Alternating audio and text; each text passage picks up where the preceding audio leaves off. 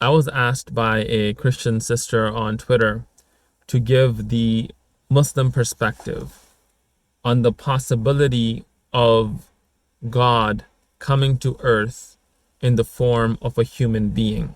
And very, very respectfully, I would like to present my case that it is implausible for the ultimate creator, that transcendent being, God, to come to the earth in the form of a human being.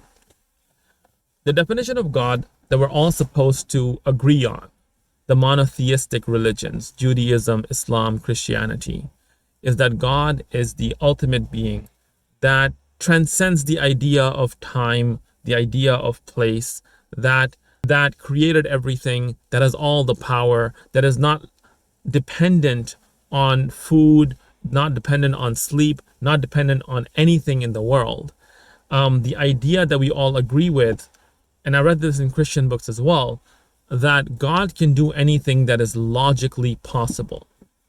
What that means, the standard example that's given, is if someone comes to you and they ask a ridiculous question like, oh, can God make a rock so heavy that God can't even lift it? And they're trying to get you with the catch 2020, is that the word for it? Because the question itself is illogical, that question does not apply to God. But as long as something is logically possible, God should be able to do it. Now, to take this definition of God, God being the ultimate being, being transcendent, being beyond creation, right? The monotheistic religions have a very firm line between the creator and the rest of creation. Then to say that being came in the form of a human, a contingent, dependent being like you and I, that God needed to eat and sleep and use the washroom, is a very implausible argument. And I would feel, as a Muslim at least, that it's a very human-centric way to look at the world. That because we're humans, we want to be able to relate with something.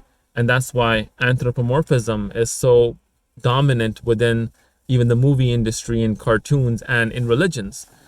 But if we all agree with that transcendent being God, it is illogical to apply the qualities of a human to that God.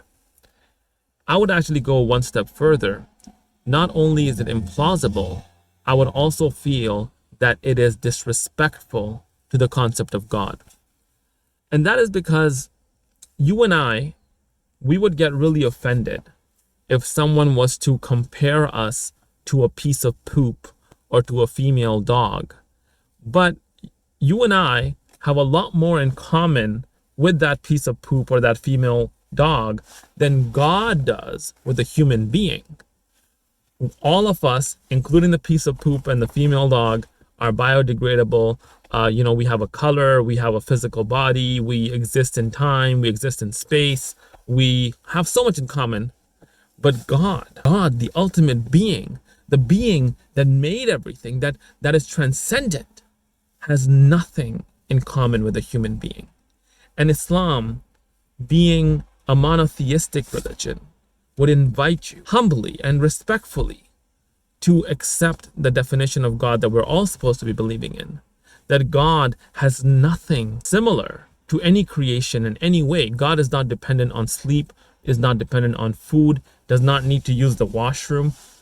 To compare God to a human being, in my opinion, is implausible. And,